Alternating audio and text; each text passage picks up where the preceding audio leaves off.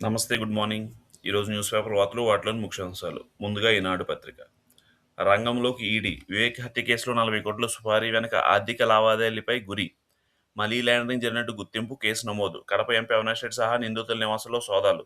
పులివెందుల, హైదరాబాద్లోని 7 చోట్ల ఉదయం నుంచి సాయంత్రం వరకు తనిఖీలు. కీలక పత్రాలు, డిజిటల్ పరికరాలు స్వాధీనం.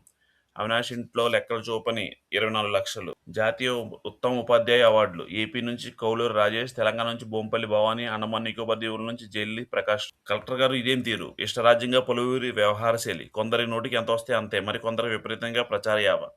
కేంద్ర ఉద్యోగులపై విరుచుకుపడుతూ నాయకులతో అంటగాగుతున్న మరికొందరు. జిల్లాలో ప్రభుత్వ యంత్రాంగాన్ని సారథులుగా మార్గదర్శకత చేయాల్సిన కొందరు కలెక్టర్ వ్యవహారాలపై విమర్శలు వస్తున్నాయి. కొందరు ప్రవర్తన అభ్యంతరం ఉందంటూ ఒక జిల్లా కలెక్టర్ రాజకీయ నాయకులు మించిన ప్రచారం కోరుకుంటున్నారు. ఏ గ్రామానికి వెళ్ళినా మేళతాళాలతో ఊరేగుతున్నారు. కొందరు కలెక్టర్లు జిల్లా స్థాయి అధికారికి నోటికి ఎంత వస్తే అంత మాట నేస్తూ కించపరుస్తున్నారు.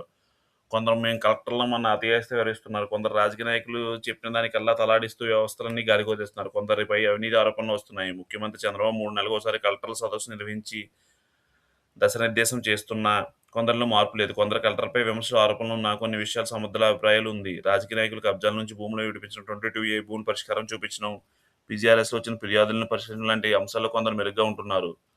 సీఎం ఆదేశాల మేరకు కొందరు కలెక్టర్లు క్షేత్రస్థాయిలో పర్యటనలు చేస్తూ ప్రజల మమేకమై వారి సమస్యలు తెలుసుకుంటున్నారు. మరికొందరు మాత్రం తూతూ మంత్రంగా పర్యటిస్తున్నారు.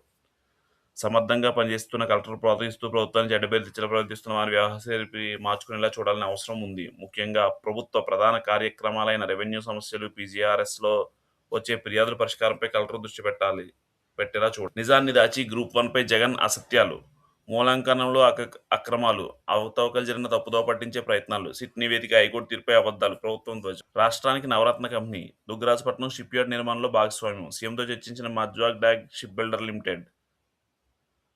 2600 కోట్ల పెట్టుబడులు వచ్చే అవకాశం. 24 డీపీఆర్ తయారీ సంస్థ ఎంపిక.